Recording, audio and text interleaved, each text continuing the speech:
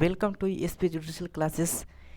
आज आप लोगों को जो कि एमपी सिविल जज प्री स्ट्रेटजी 2022 जो कि उसमें से चैप्टर कल आप लोगों को अपलोड कर दिया से वीडियो, उसमें से आप लोगों को पढ़ाएंगे जो कि दिया गया है एविडेंस, जो कि 15 नंबर का आता है। चलो उसी के बारे में देखा जाए। और जो कि इसमें है ऑब्जेक्टिव क्वेश्चन, जैसे 2016 इसके बारे में देखा जाए, जो कि 15 नंबर मार्क्स का आता है। चलिए देखा जाए पहला क्वेश्चन कि भारतीय साक्ष्य अधिनियम 1872 अधिनियमित हुआ था कब। इसमें ऑप्शन दिया गया 6 अक्टूबर 1860, 1 मार्च 1874, 15 मार्च 1872 में। फिर डी नंबर में दिया गया है 1 सितंबर 1872 में। तो इसका आंसर क्या हो जाएगा कि कब किया गया था, 1 सितंबर 1872 में। चलिए दूसरा क्वेश्चन, सही उत्तर निश्चित कीजिए। साक्ष्य विधि क्या है? साक्ष्य विधि क्या है तो इसको देखा जाए। कॉम ए नंबर में लेक्स टेनेसिस है, लेक्स फोरी है, लेक्स सोलाई है, डी नंबर लेक्स फोरी। तो इसमें चुना जाए क्या हो जाएगा, तो इसका आंसर बी हो जाएगा, लेक्स फोरी है। साक्ष्य विधि क्या है? लेक्स फोरी है।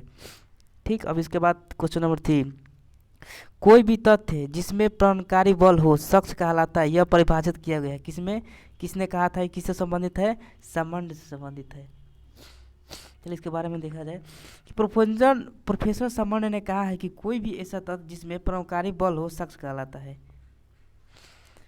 अगला क्वेश्चन, निम्न में से कौन सा साक्ष्य विधि के सम्मिलित होते रहते हैं? ठीक, चलिए उसको देखा जाए। तो विधि साक्ष्य के विधिक नियम द्वारा। अगला क्वेश्चन, भारतीय साक्ष्य अधिनियम 1872 के अंतर्गत प्रयुक्त न्यायालय शब्दावली में निम्न में से कौन सा नहीं आता है? चलो इसको देखा जाए। डी नंबर में क्या दिया है, यानी मध्यस्थ। इसका आंसर क्या हो जाएगा? मध्यस्थ। अगला क्वेश्चन, कोई तथ्य जब न तो साबित किया गया है और न ही न साबित किया जाएगा, तो क्या हो सकता है यह, यानी कि साबित नहीं हुआ है। साक्ष्य अधिनियम की धारा 3, चलिए इसके बारे में समझ जाता है कि साक्ष्य अधिनियम की धारा 3 के अनुसार कोई तथ्य साबित नहीं हुआ है कहा जाता है जब वह न तो साबित किया गया हो और न ही उसे न साबित किया जा सकता है। चलिए आगे क्वेश्चन देखा जाए। भारतीय साक्ष्य अधिनियम, चलिए तथ्यों की सुसंगति किस सेक्शन में दिया गया है, चलिए बताया जाए। तथ्यों की सुसंगति दिया गया है 5 से, सेक्शन 5 से लेकर 55 तक। भारतीय साक्ष्य अधिनियम, अलग अलग क्वेश्चन, भारतीय साक्ष्य अधिनियम 1872 का दिन सुसंगत तथ्य कौन सा है? विधिक रूप से सुसंगत होना चाहिए। चलिए आगे देखा जाए। भारतीय साक्ष्य अधिनियम 1872 का दिन रेस जेस्टे का सिद्धांत लागू होता है किस पर? ये होता है दीवानी मामले और फौजदारी, यानी कि दोनों मामले में, दीवानी और फौजदारी दोनों मामले में लागू होता है। भारतीय साक्ष्य अधिनियम 1872 की धारा 8 में निम्न में से कौन शब्दावली सुसंगत के लिए सम्मिलित नहीं है? इसका आंसर हो जाएगा आशय। पहचान की कार्यवाही साक्ष्य विधि के अधीन एक है, क्या है? संपोषक तथ्य है। चलिए, दूधनाथ पांडे बनाम उत्तर प्रदेश राज्य वाद साक्ष्य विधि के किस विषय से संबंधित है? तो ये आपको बता देते हैं, अन्यत उपस्थित होने का अभिभाग से। चलिए, क आशय, अगला क्वेश्चन, क साशय असन द्वारा ख की मृत्यु कारित करने के लिए हत्या के लिए विचारित है। यह तथ्य कि क लोगों पर उनकी हत्या करने के आशय से आशय करने का असंचित है, तो ये क्या होगा? विसंगत हो जाएगा। चलिए आगे देखा जाए। निम्न में से कौन सा भारतीय साक्ष्य अधिनियम 1872 की स्वीकृति कर सकता है? तो इसमें दिया गया है, इसका आंसर क्या हो जाएगा? वह व्यक्ति जिसके हित उत्पन्न हुआ है। एक अभियुक्त द्वारा की गई संस्वीकृति अभियुक्तकरण के विरुद्ध सुसंगत है। भारतीय साक्ष्य अधिनियम की किस धारा में? अधिनियम 1872 की किस सेक्शन में दिया गया है? 30 में। भारतीय साक्ष्य अधिनियम के निम्नलिखित में से कौन सी धारा में हस्तलेख से संबंधित राय को सुसंगत एवं मान्य किया गया है? तो धारा किसमें? 47 में। भारतीय साक्ष्य अधिनियम को निम्नलिखित में से कौन सी धारा रूढ़ि के अस्तित्व के बारे में राय को सुसंगत बनाती है? तो इसको कौन सी धारा है? 48। दंड प्रक्रिया संहिता की धारा 376 में अपराधों में पीड़ित व्यक्ति का सील का साक्ष्य भारतीय साक्ष्य अधिनियम 1872 में सुसंगत नहीं है। किस धारा में दिया गया है? धारा दिया गया है 53 के क में। निम्न कथन में कौन सा सही नहीं है? चलो इसको देखा जाए। इसका आंसर हो जाएगा, डांडिक कार्यवाहियों में पूर्व दोषुदी बुरे सील के साक्ष्य के रूप में सुसंगत हो। चलिए आगे क्वेश्चन कि भारतीय साक्ष्य अधिनियम 1872 की धारा 60 में मौखिक साक्ष्य को होना अनिवार्य है केवल प्रत्यक्ष रूप में। मतलब सबूत के विषय में सेक्शन कौन से कब तक दिए गए हैं? 56 से लेकर 100 तक में। आगे देखा जाए निम्नलिखित में से कौन सी साक्ष्य विधि के अधीन श्रुति साक्ष्य के नियम का अपवाद नहीं है? तो डी हो जाएगा। क्या हो जाएगा? विशेषज्ञ की राय। भारतीय साक्ष्य अधिनियम 1872 की धारा में से निम्न किस धारा के इलेक्ट्रॉनिक अभिलेख की ग्राह्यता को बताया गया है? धारा 65 के ख में। आपराधिक विधि 2013 संबंधित है, भारतीय साक्ष्य अधिनियम की धारा किस में संबंधित है?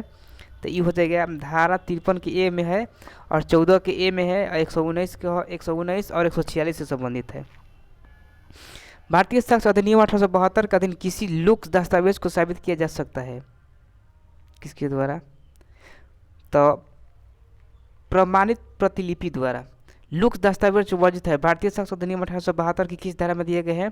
तो 1872 की धारा किस धारा में? धारा 74 में। भारतीय साक्ष्य अधिनियम की किस धारा में जीवन की उपधारणा से उपबंधित है? तो किस धारा में दिए गए हैं? धारा 107 में। कब्जा स्वामित्व का प्रथम दृष्टांत सबूत है। यह सिद्धांत भारतीय साक्ष्य अधिनियम की किस धारा में दिया गया है? धारा 110 में। भारतीय साक्ष्य अधिनियम 1872 की धारा 112 में प्रावधान किया गया है किसका उपधारणा का किया गया है? तो ये धर्मत्व जब की उपधारणा का। अब आज ये निम्नलिखित में से भारतीय साक्ष्य अधिनियम 1872 के लागू होने के सही तरीका क्या है?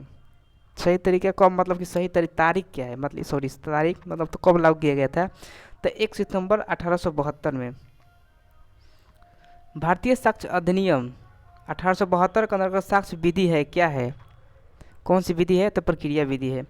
साक्ष्य अधिनियम का अधीन टिकस्चीय सबूत साक्ष्य का मूल्य क्या है? बताइए। केवल संपोषक है। किस वाद में एक पक्षकार द्वारा अभिकथित और प्रतिपक्षी द्वारा अस्वीकृत तथ्यों को कहा जाता है? तो ये हो जाएगा विवादक तथ्य के द्वारा।